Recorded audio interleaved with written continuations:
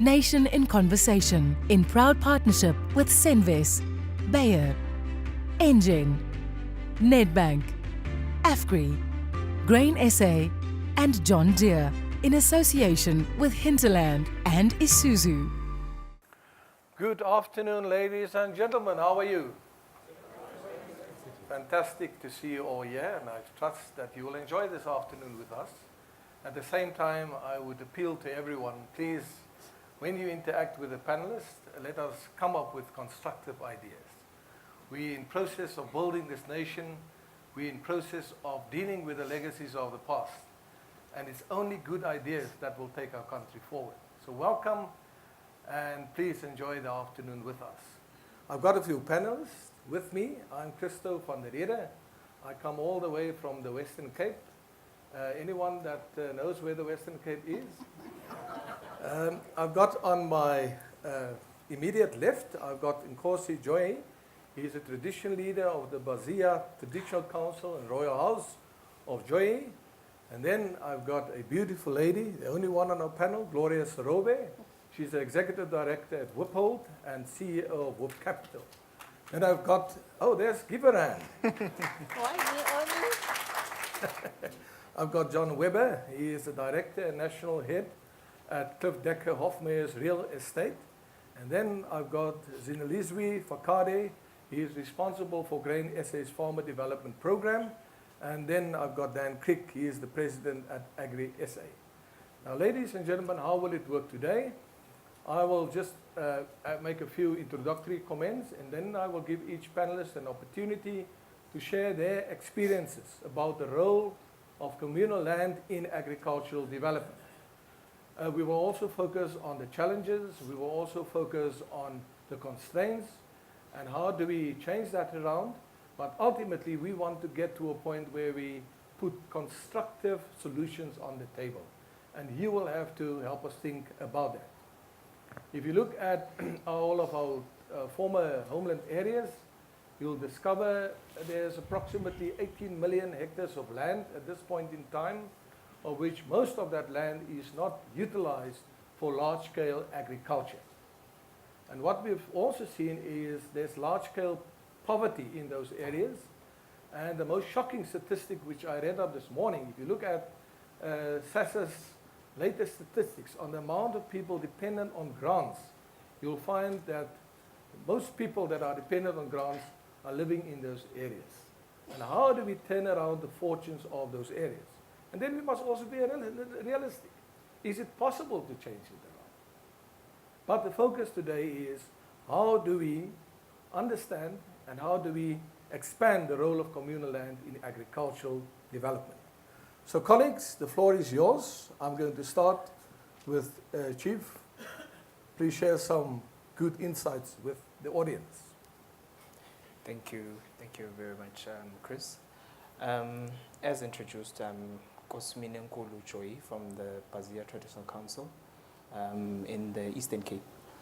To share my views within the traditional leadership land, of which it's the communal land, it's very sore eyesight to see dormant land, as you have expressed that the previous legacy of the apartheid system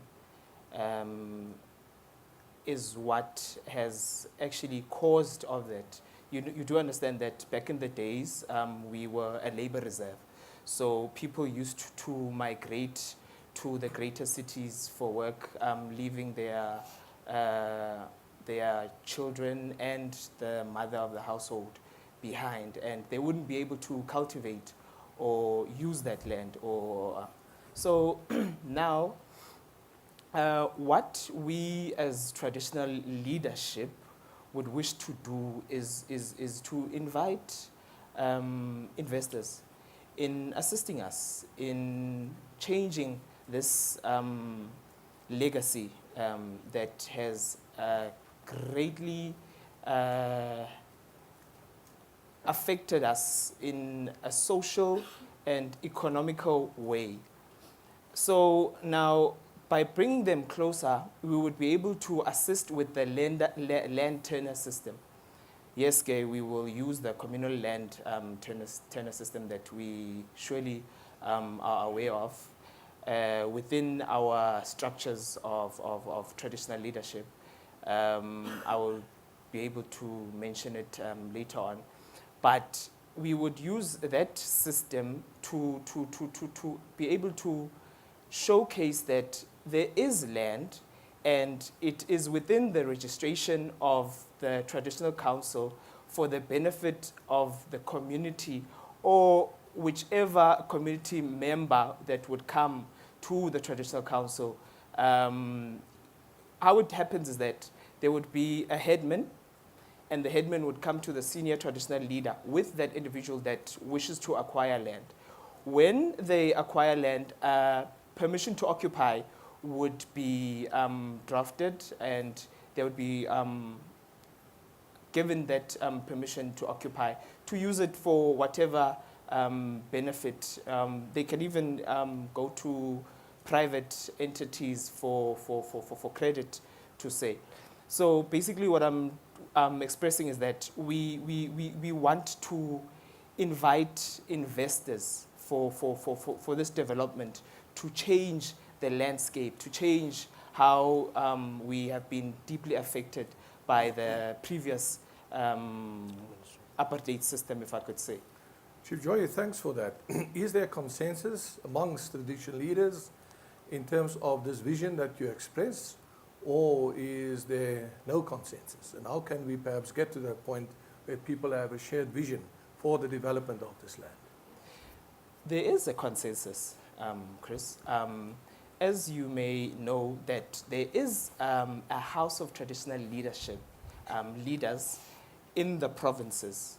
There is a house of traditional leaders nationally. So it's a discussion that happens nationally and provincially. And then those traditional leaders within the house of traditional leaders in the province would then go to their constituencies to discuss all of these issues with their other traditional leaders, who would then go to their communities for resolutions and consensus. Yes. Gloria, you have been practicing agriculture in those areas for many years. Please share those experiences with the audience. And is there money to be made? We're in business as people. We always want to make money. So we are involved in the two districts. It's called Mbashe district and also Ngoma district. Those are the poorest districts in the country. One in Pendane and one towns in Mbashe and Underwillow Vale. We're doing commercial, emphasis commercial, dry land, maize and soya bean production. It's 5 years now we've been doing that. It is on 2,500 hectares at this point. And because the way the land is distributed there, it is 2,500 landowners. It is meant to be profitable. It is meant to be sustainable. It is also meant to have a social impact because we are also taking on the issue of poverty. Why did we go that route? 36% of the country is rural, and the bulk of that is Eastern Cape, and it is on communal land, and they have security of tenure issues. 48% unemployment in Eastern Cape is quite high, and before you know, there will be violence if this thing is not dealt. The point here is that we use this project to move the communal land from being idle communal land to being commercial. And there are quite a number of things there that we have to deal with. The first one is this thing of the security of tenure. I must say, Christo, between you and government, you have to sort this out because it is so upset that 25 years later we can talk about this, that people have no security of tenure, whatever it looks, however it is. That's number one. But that's despite the guarantee that Section 25 of our Constitution That offers. constitution says it all. And that's the 25 irony. years later, these communities do not have security of tenure. It is incorrect. And it's a prescript in Section 25 to Yes. ensure security of tenure. Yes. And, but here's the point, which is where maybe the success for us comes in. We have to recognize that there is a traditional leadership system there. We cannot pretend like it does not exist because we've got our own political issues about it. And so the communication, the conversation is between the traditional leaders and Wiphold and this community. It starts with that. And where there is potential for maize, we do the soil testing because the community says they are ready. Once the soil testing says yes, then we buy the fencing. The main thing is fencing. They don't have a fence, very expensive. But to test the commitment, we also ask them to do the fencing itself. We buy the fence, they fence. Now you know that they are committed. And the rest is what is going on now. We are not all by ourselves. We are funders, the four of us. It is Wiphold, it is Nedbank, it is Old Mutual, and the Department of Rural Development in the Eastern How Cape. does that work? They say the banks are afraid to invest in those areas. Is it correct to say a Buremaka plan or something? Yes, Buremaka plan. I mean, I always say if people can fund an aircraft that is mobile all over the world, they have to be innovative for this land. It's fixed at least. Wow, that's the Something that's a has good got to do analogy. something about that. Innovation is what must come into it. We are not going to wait for this security of tenure thing to be fixed. Otherwise, you are perpetuating what we say is a structural issue of the previous government, of keeping these people in poverty. There was never any plan to develop Eastern Cape. That is why the infrastructure is not there. There are no roads there. And Eastern Cape is so many rivers, big rivers. There are no bridges. That's reality. And so when we get into this, project, that is what we are confronted with. Plus the fact that they can't have access to finance because of this lack of security. Plus, we have suppliers because we are quite big.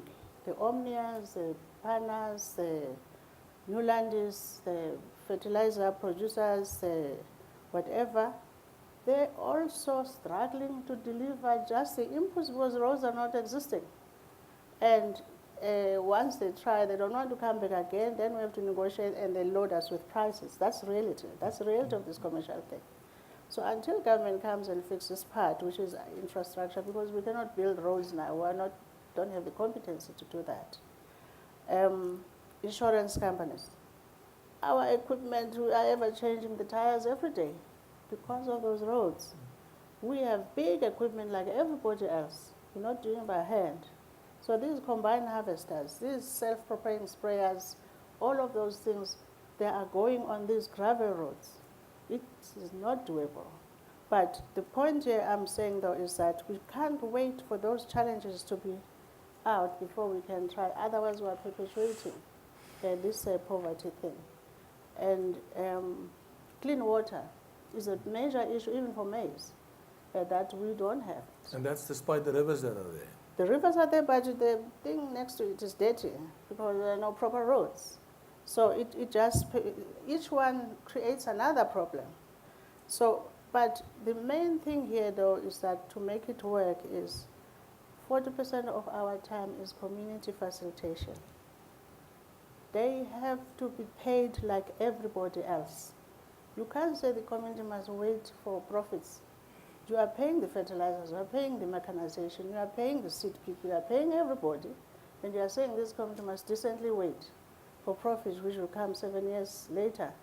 They are landowners. We pay them rent because that is a cost item like any other cost. But the second thing is that cash must come into their hands as well, and so every year they must get cash into their pockets.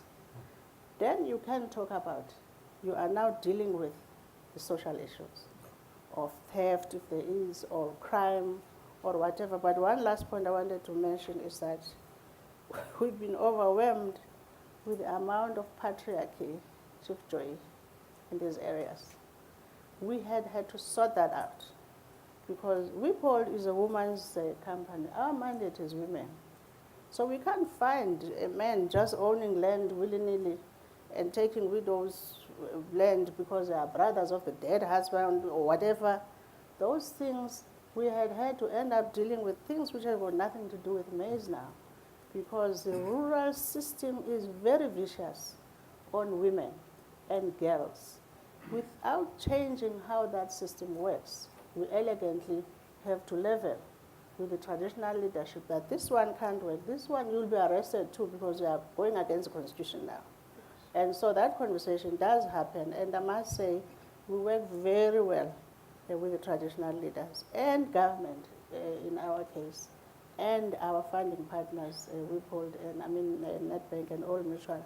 I must also say our suppliers 5 years later have been with us on day one and are very much there with us. Farmwise does our forward contracting arrangements. They've been there on day one. AFGRI has been very helpful with the storage facilities. We need bankers too, like everybody else. It's 2,500 hectares. It's almost 10,000 tons of maize. And we're selling to normal people. Grade 1 maize is what they want. And so in a sense, I have to say we are not all by ourselves. And I want to come back to this thing of the partnerships. Because there John Deere is almost resident there in terms of helping us, because every day as I'm saying we're fixing this or fixing that, people are going beyond their call of duty to make it work. And I think the stakes are high for us in terms of the success story that we must put in front of the table. But then government has to come quite heavy, because that poverty requires heavy duty. Absolutely. And we can't be doing little bit. It does require them to come on board in a very strong way. And hopefully with the ADA and all that work that's being done there, we will see that. But I must say the traditional leaders in Tsendane and Umbasha are very good to work with. I don't know about your area, but in our area definitely we have a wonderful time. No, we will find out later whether Chief Joy practices what he preaches. Let me go to Dan Crick. Dan, as the leader of organized agriculture, is there willingness from organized agriculture to assist with development within communal areas? We've seen the John Deere's and all various other companies that are out here that are assisting Gloria at this point in time. I never knew that. And I think if she can get it right, many other people also can get it right. Yes, Christo, definitely. There's a great drive from Agri SA now to get involved. We've always been involved. But you know, I often thought we as an organization we have a policy on communal land, but we've never been deeply and actively involved. So we have been through organizations like Grain SA, the Wool Growers Association, etc. But you know, Christo, I was in Franschhoek in the Western Cape, so you would think, why am I going there? And you're amongst those beautiful vineyards and the beautiful mountains, and when you speak to the farmers there, there's a squatter camp there in Franschhoek, and where do those people come from? They come from the Eastern Cape, and they flock to the cities, etc. And we have to deal with those issues. So yes, there's a great drive now. It's a humbling experience for Agri SA. We visited all the traditional leaders in all the provinces end of last year. It is a relationship building. Professor Almine du Plessis wrote something the other day, and she coined the phrase, "We are strangers to one another, but we've known each other for ages, but we're strangers." And I think that's the humbling experience now. Farmers and traditional leaders have each other's cell phone numbers. We are working on partnerships, but I think the first part is a humbling experience where you've got to establish the relationships. You've got to get to know the people. You cannot, we cannot be, enforce everything and think we know everything. You've got to make friends with people there. You've got to understand. Listening to Gloria now, 90% of her problems as a farmer is the same as mine, but then they have other issues as well. So there's a great drive now. We are establishing partnerships. I think we are working very hard on the finance model, because I think that'll be, with all the, the traditional leaders and Gloria and everybody can speak on those issues. Financing is going to be key, but there's a great drive and there's immense potential. It's on the eastern side of the country, high rainfall, lots of rivers, like they say, lots of irrigation systems and that are now dilapidated, huge potential, and it can make an immense impact, socio-economic impact in those areas. And that is the big dream for us. And if we don't believe we can do those kind of things, we can do those things, and we are heavily committed. So watch this space. But isn't it a bit patronizing of Agri-SA to go in there, big brother, we know it all, or what's the motive behind it?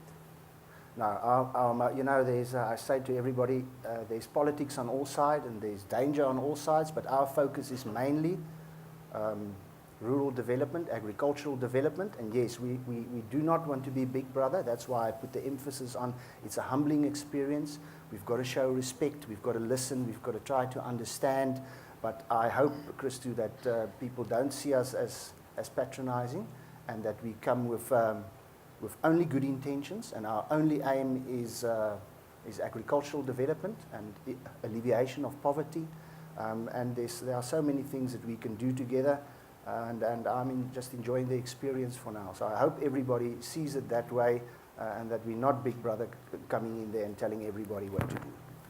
Sinelizwe, your guys are busy with quite a number of projects where you are on the ground developing farmers, empowering farmers. Now, we've got a very good mix here today, ladies and gentlemen. We've got the administration of land within the Eastern Cape.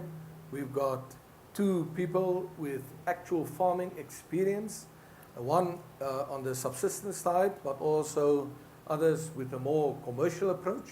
Then you've got big agriculture represented by Dan to say, like, how can we come in and come and assist? And obviously, we've got the lawyers also here that can bring us some other dimensions. And I think it is within this paradigm that we want to take this conversation forward. Because on the one hand, there's theory, on the other hand, there's practice. And we want to make sure that what we do in practice is sustainable over the long term. Are you successful? Are you doing the right thing? Or are you playing games there with your stuff that you do? Thank you, Christo. I think playing games in a commercial way is what we're doing down there. The simplicity is 270,000 hectares of land in the Eastern Cape, 85% under communal ownership. You've got a situation where those farmers have never realized the potential for commercialization, of which through projects like Wiphold as well, who I've actually had the privilege of visiting more than once, is actually doing that in line with what we're doing.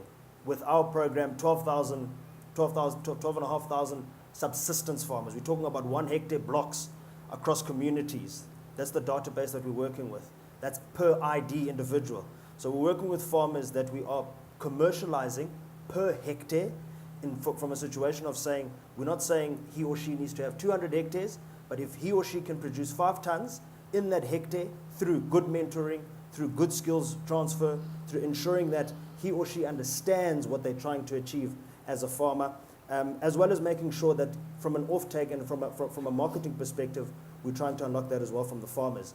So you have a picture where the farmers in the Eastern Cape, and I would like to say the program doesn't look at the Eastern Cape only, because you've got traditional and communal land in other provinces as well, but predominantly the eastern part, as Dan said, is the next big thing. I suspect even business is probably looking at that as well, is to say that's the next grain production area for the country. So we're starting already. There are projects running. We are transforming these farmers. They are producing commercial yields through the structures that we have. And the whole intention is to say, for them, by the time other investors come, like Minenkulu is requiring or putting the call out and challenging, is to say, by the time investors are coming, by the time business is looking to invest in agriculture and communal land, these guys would have had the foundation of how to actually produce commercial yields.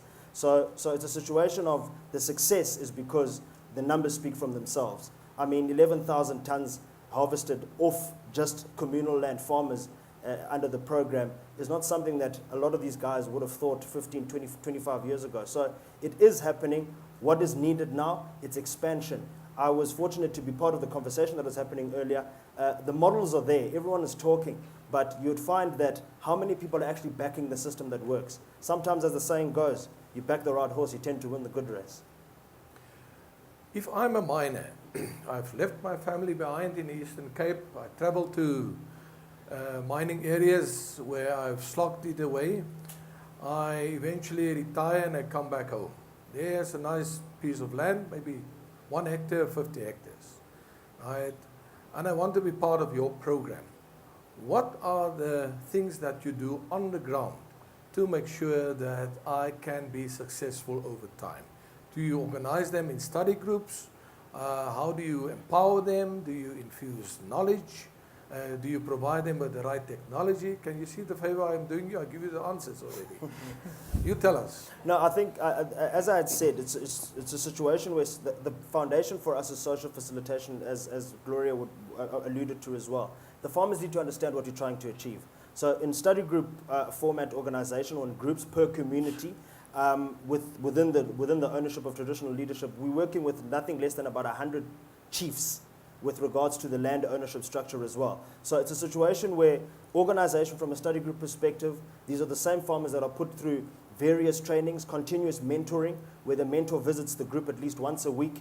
And obviously the provision and understanding of the type of production inputs they're going to be using. They're using production inputs that any other commercial farmer is exposed to as well. So those new technologies as a production foundation in terms of primary production, those are the kinds of things that we instill through, as I had indicated, mentoring, rigorous training, continuous supervision, making sure that they continuously understand what they're trying to achieve. You get some farmers that perhaps some other time, out of just pure impatience for cropping and misunderstanding, they come in and disrupt. So a lot of that communication between the groups, making sure that the group actually understands formal structure from a group perspective. You've got the chairperson, you've got the secretary, you've got the record, you've got the treasurer. So that kind of a system we're trying to introduce so that it becomes a norm and it's easier for them to transfer to robust and more expanded commercialization projects as well. John, where is everything going wrong? Or is it as dire as people make it out to be? Because here you've got organized agriculture that says, but we are willing to assist, and we're already assisting. You've got the chiefs that say, but listen, we want development to take place. And you've got real people that are doing the real thing on the ground. So I think one of the starting point to the problem is that it takes money to implement any of this. And often, whoever has that money wants to be certain, if not guaranteed, his return, and certainly wants security to protect his investment. And the current permission to occupy system has not given people other than the occupiers that security. And it's a very limited security, in my view, in any event. Certainly not one which is bankable. And that was a problem that was facing one of my clients who was assisting a community who had received land restitution matter.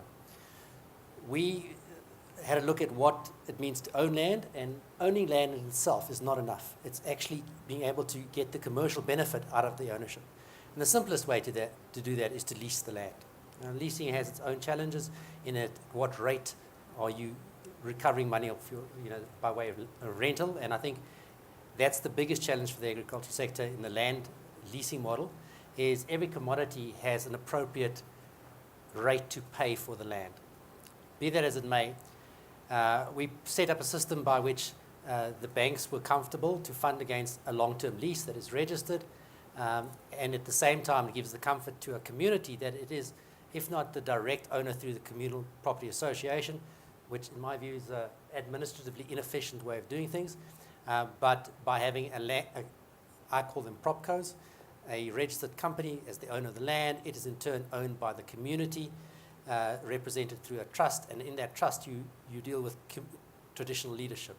Communities aren't necessarily aligned with their traditional leadership, and I think that'll be a challenge for those communities going forward as there are more entrants into the community, and if it's commercially successful, people relocate to there. So it's not just people who are historically part of that community, there's new people in the community, and how do you recognize their benefit as part of the community?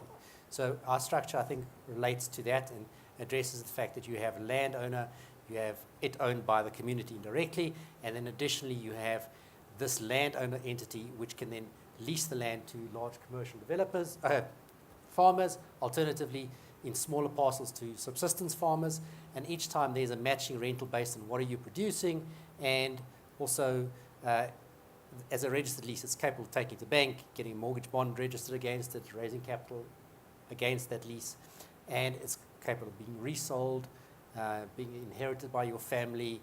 So it looks at issues of not just it was allocated to my father as a woman, I can't inherit his right to the land. It is in fact an asset which is recognized as a real right in terms of our existing law. There's no need to go and write new legislation or change things. We can just implement in terms of our current legislation this system to cater to the various commercial requirements of a large commercial farmer that needs security of tenure, so you can raise tens of millions for capital expenditure. You want to bank that against, I'm going to have this lease for not just 10 years or to the lifetime of the current chief, with all due respect. Those politics are taken out by our structure. Now tell me, this legislation that you refer to, audience wants to know, what does this legislation entail? To which legislation do you refer to?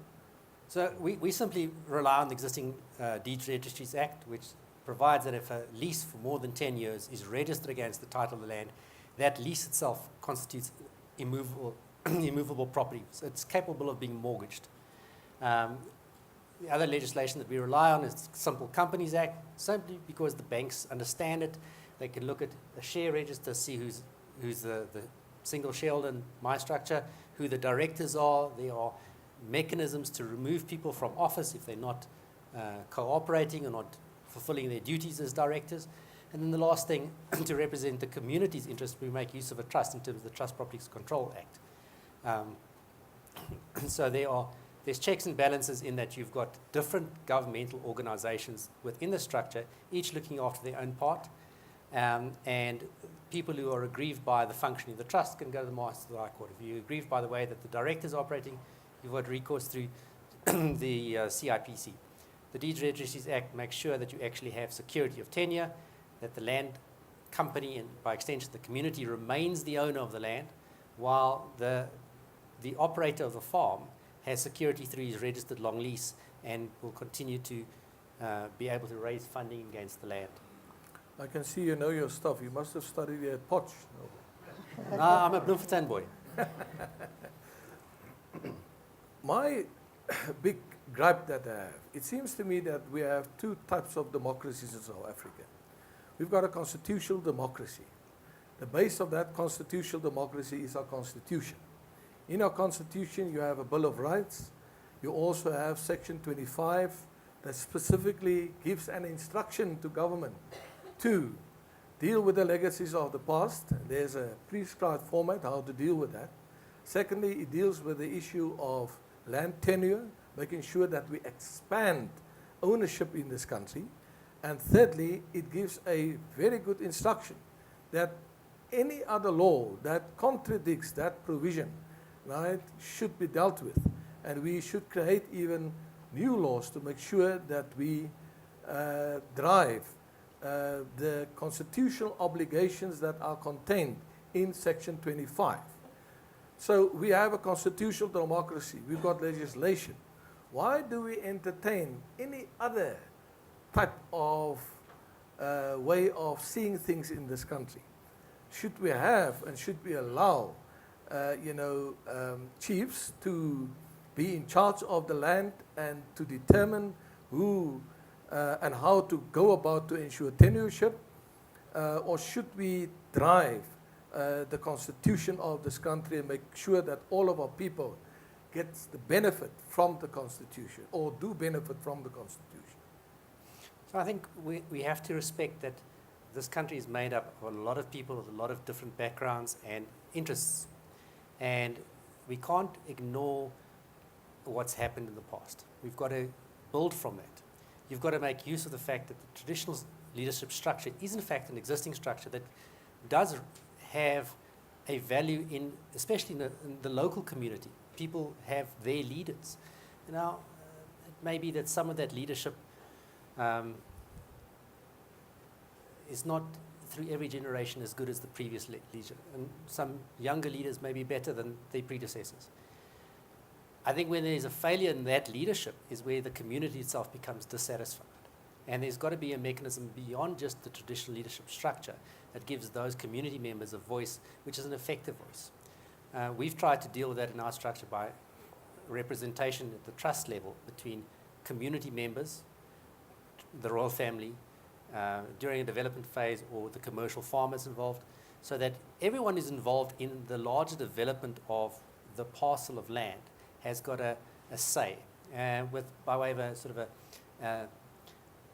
a veto provision almost. Certain things needs consensus decisions, other things majority, to recognize that we actually people who vote and follow the majority rule.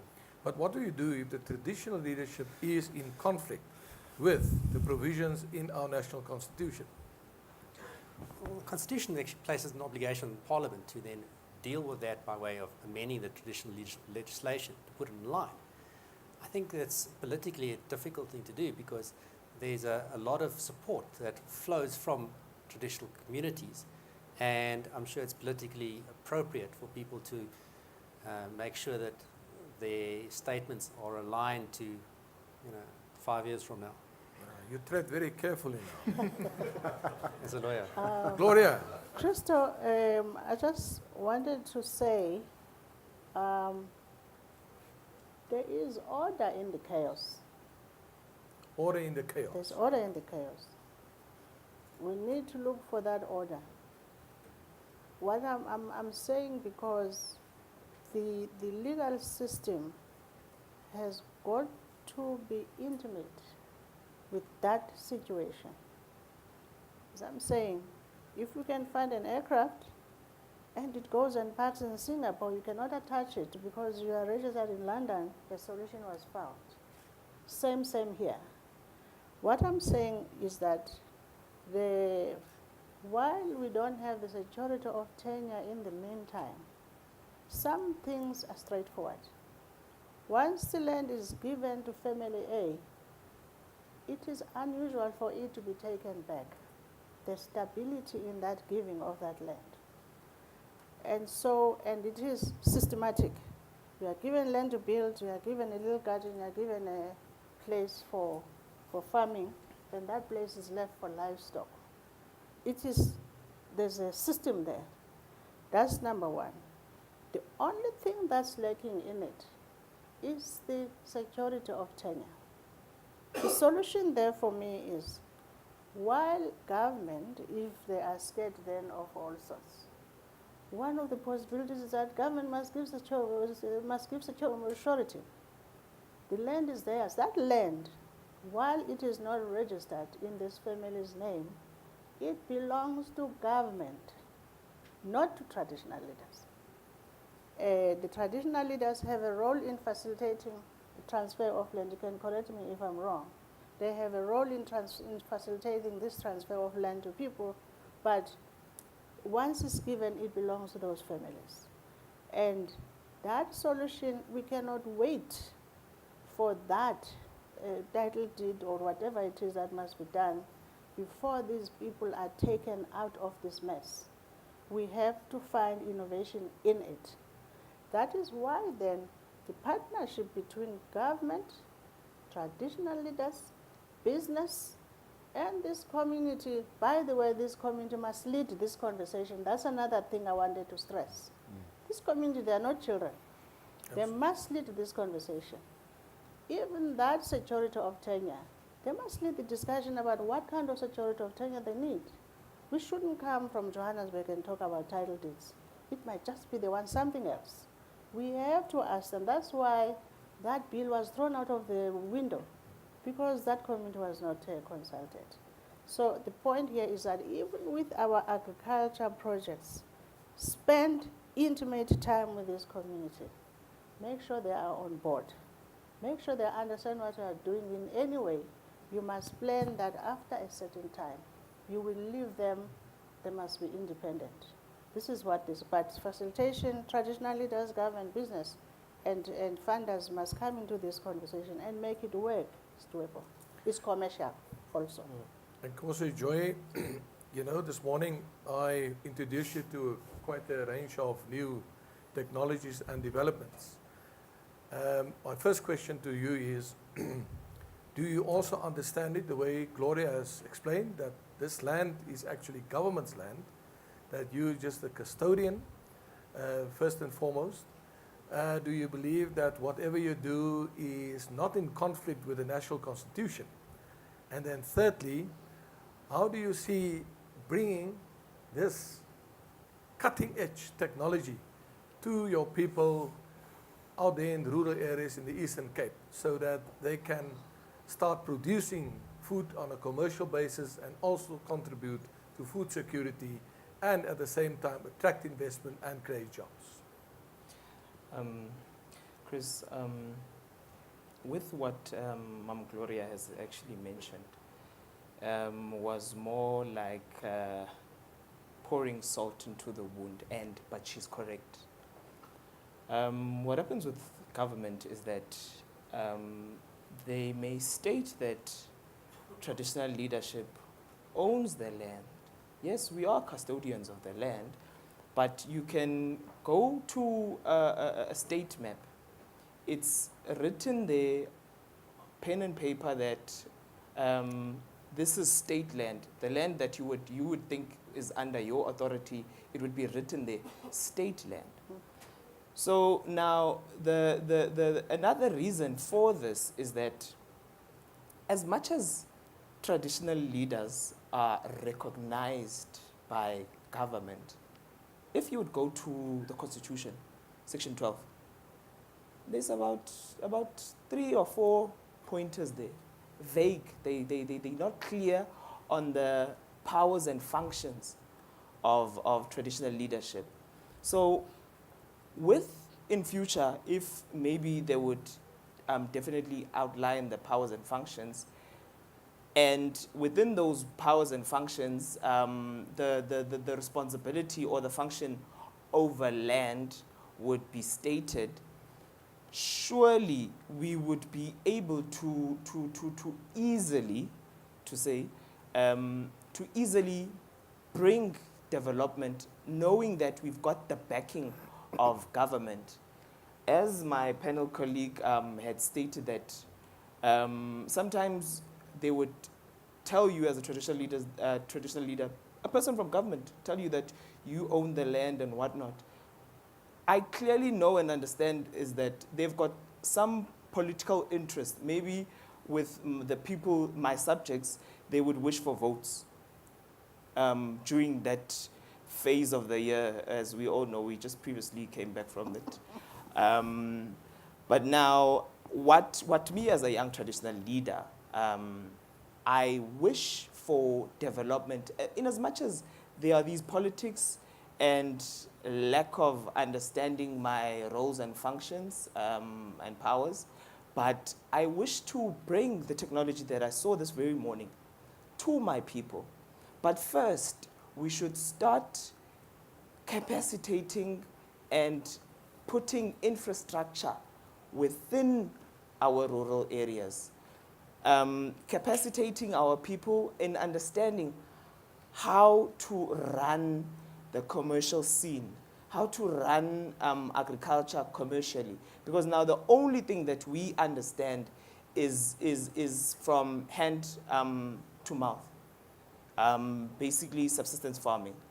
That's the only thing we understand at the moment. The only thing that we have knowledge of is the traditional way of farming.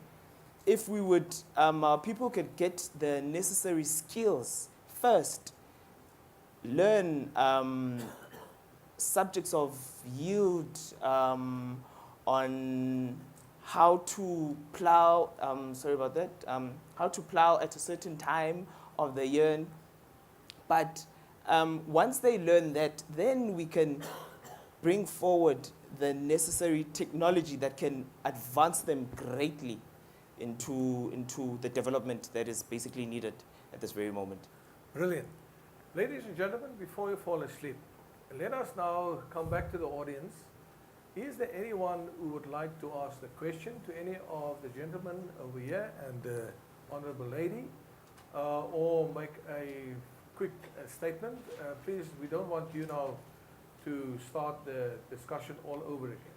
I think we want to go into the phase where we try to find solutions and be constructive about the future. So let us see, who is prepared to go for it first? There's a hand over there. Sir? There's a second hand over there on to my left or right. Right, let us deal with those two gentlemen. Thanks, Christo and the panel. My name is Godfrey Mohoe. I'm from Total South Africa. I've got a question for the first question. I think it will be for the chief. Obviously, the rest of the panel can help. And the second question could obviously be for everybody. Firstly, to the chief, do you believe with contraless and those, is there an alignment of thought in terms of what you just spoke about, the understanding of the authority of the chief, inside or outside of the constitution, but just the understanding of what is their role and what is their views in terms of the communities and the usage of land? That is the first question. The second question, I'm sorry it might sound a bit controversial. What is the panel's thinking around the model that is used in KZN around the Gunyama Trust and agriculture in South Africa? Can it work for the whole country? Will it not work for the whole country? Is there a need to look at something like that? Thank you. Sir? Hi, my name is Gabriel Krauser. I'm a Palmer Fellow in association with the Institute of Race Relations. I have two questions. One's a bit more philosophical, one's a bit more concrete. On the philosophical side, I think that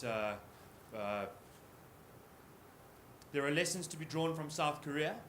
The South Korean ambassador to South Africa at the moment, J.D. Park, has just published a book, a vision of how the Samul Undong system, which South Korea used to develop their rural countryside, could be applied here. He says the key ingredient is what he calls economic discrimination, which means that if people work hard, they add value, they should get more value back. If they don't work hard, they don't add value, they don't get more value back. He speaks about villages where fences were taken, concrete was taken, steel poles were taken, to all the villages. The villages that worked with it, the next year, they got more stuff. The villages that didn't work with it, they didn't get more stuff. They were punished effectively. Title deeds, long-term leases, the way collateral works with banks is that if you don't make the money, if you don't pay your bills, you lose your collateral. Does the panel see a future in South Africa where rural farmers get empowered precisely by getting the chance to take their own risks? Risks that can be taken if you have a long-term lease, or risks that you can take if you have a title deed which you can then use as collateral.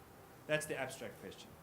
The concrete question is about title deeds. Last year, I was in a rural part of KZN, a town called Kutuleni, where the community had fought for 20 years to get title deeds. They started out with PTOs, permission to occupiers, and eventually they got title deeds. Those title deeds they hoped to use to raise collateral to improve their farming. It didn't work. It didn't help. A chief called Tandazani Zulu, who had never been involved in that land, but was a neighbor to that land and who has otherwise been covered in other stories as being a rogue agent, took an impi and in front of the police and several witnesses drove William Mnyandu, Charles Nkumalo, and various others out of their homes, set the homes on fire, and they still have that title deed. 3 years later, the police have done nothing, the mayor's done nothing. One policeman told me that he's too afraid to work on the case lest he be assassinated. Now, Dan Creek from Agri-SA here, his institute has done very good work on raising attention about how little trust there is in the rural areas for police, how much crime there is, how much invasion there is, and how little protection there is for property rights, for personal rights, all of which speak to a kind of insecure environment, a hard environment for established farmers to invest. But of course, established farmers can pay for private security. It's an impossible environment for emerging farmers to get ahead. What are we going to do about that? Can I get a third person? There's a gentleman over there. Let us quickly pass the mic.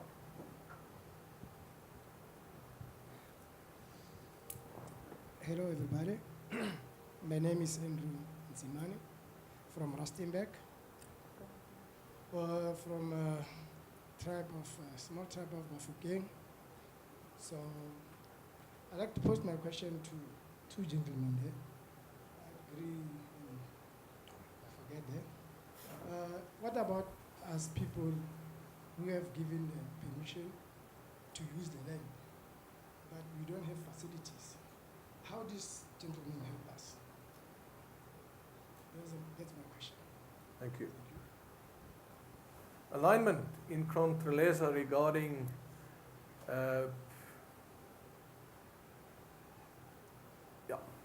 Chief, what do you say?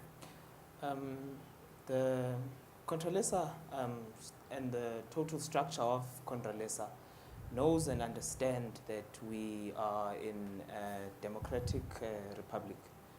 They know and understand the constitution, so, and they well aware of the matters that we were discussing.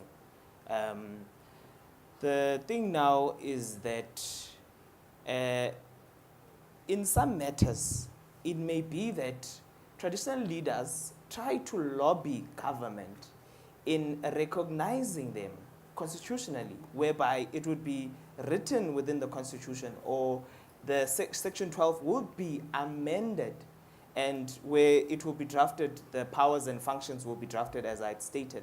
But Controlesa does and is aligned with what I've just previously stated. Thank you, Chief.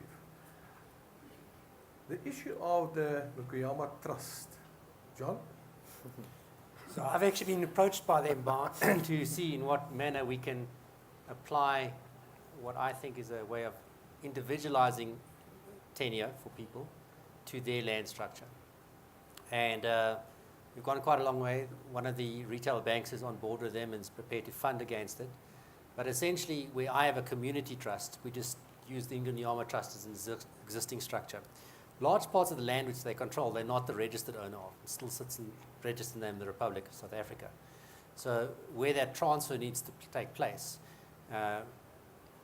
we intend to transfer it to a company that is owned by Ingonyama Trust. We're trying to not reinvent the wheel, but try and keep the structures and the products as vanilla as possible so that the bankers understand them, because ultimately that's where the primary source of funds can come from. But also the insurance companies and people who've got long-term money, it's a very good model for them to get long-term money. Maybe just by way of an example, one of my first introductions into this model was the waterfall development in the Midrand area. It was 2,200 hectares of land which was being used for a couple of head of capital to walk around on. And that's become a commercial node. Obviously, it's a different end result to what the farming result is we want here, but this is exactly the structure we use there to make sure that the land can never be sold, but the use of the land can be secured by way of a long lease, and that can be traded. And at the end of the result is that development is going to represent 7% of the total income of the city of Johannesburg by way of rates and taxes. So the commerciality of this has been proven up. I think we can just firm up for the Ingonyama what is a fair amount of rental that they should be getting for their land, which ensures the commercial viability of the farm. You don't want to kill the goose that lays the golden egg. So that's the balance that needs to be struck. You obviously need government and the skills of existing farmers to come in and make the business work. That's another thing. Training people up during that. But the starting point, I think, is getting people to understand the rules. The last time I experienced economic discrimination was at primary school. The principal called us and says, those who got more than 60%, you are the good learners, and those who got less than 60% got a hiding. Now, is that a similar approach that you have with the Grain SA program? How do you deal with the non-performers and the performers, and do the performers get that boost? I think through what we've experienced, and I think I just want to allude to the gentleman who spoke about the situation in KZN. I think I'll take Eastern Cape, and it's unfortunate no one else from the other provinces on the panel, but I think from an Eastern Cape perspective, from what we've learned, is that you will always have the guys that are theoretical farmers.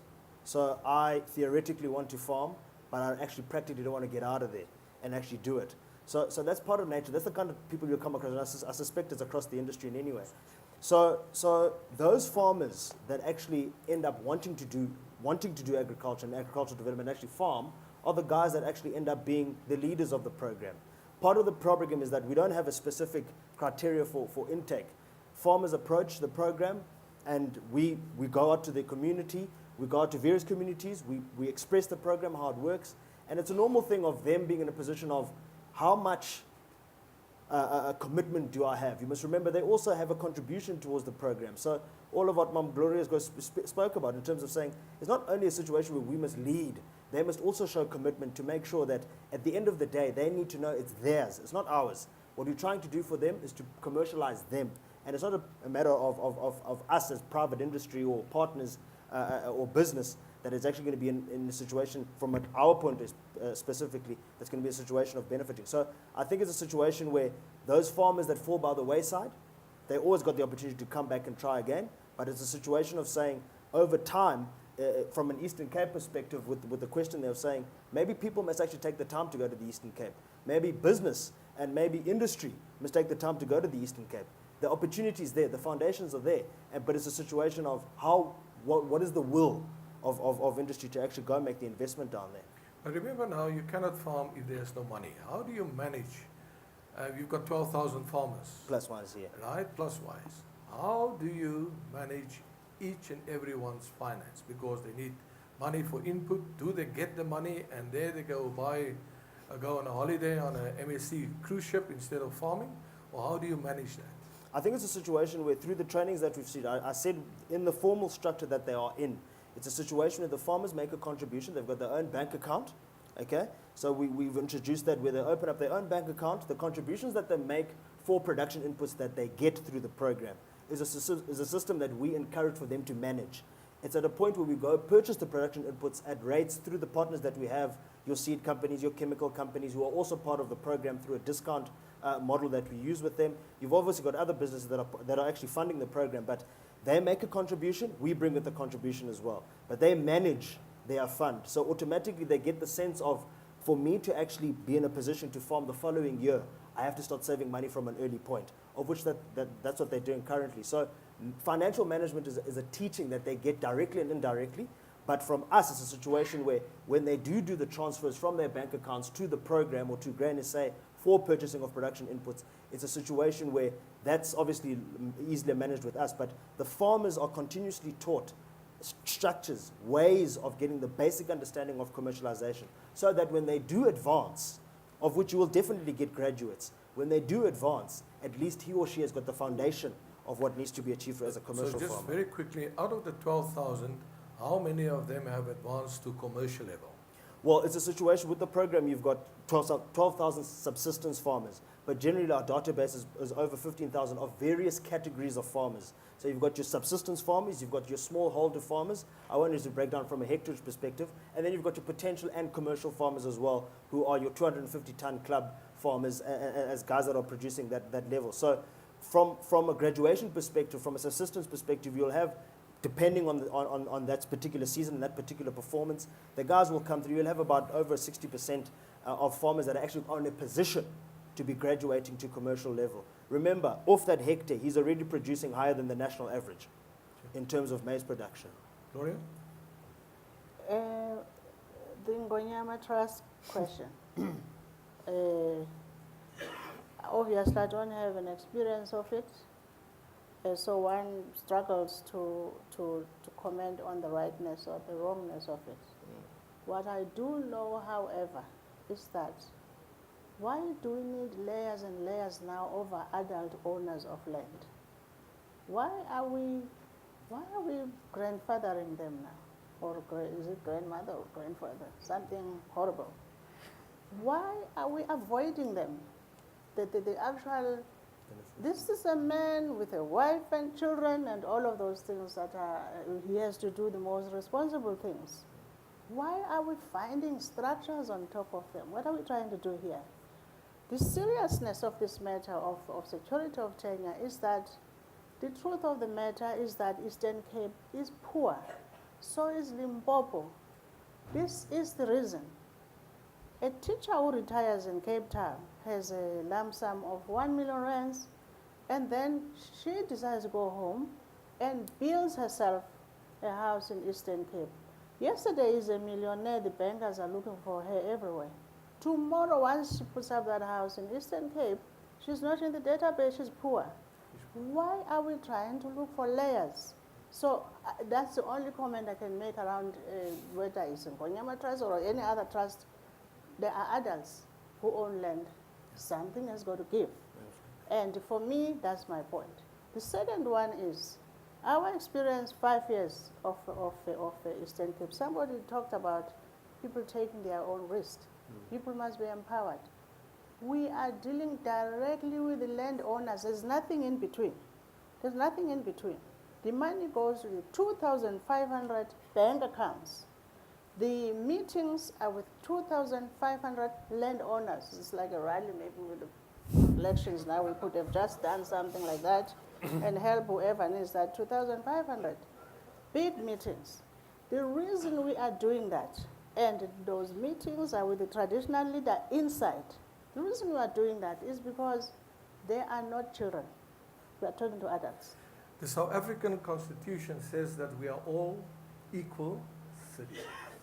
In other words, we should all be treated equally, and the law as such, the National Constitution, must give us equal protection. Ladies and gentlemen, on that very, very high note, we should call it an afternoon. Thank you very much. I think we walk away here with a deep sense that there's a lot of good things already happening. How can we expand it? How can we make sure that our people create wealth? But if there's no security of tenure, if I cannot say that that house, that piece of land belongs to me, I will remain that poor. Thank you very much. Thank you. Nation in Conversation, in proud partnership with Senvis, Bayer, Engine, Nedbank, Afgri, Grain SA, and John Deere, in association with Hinterland and Isuzu.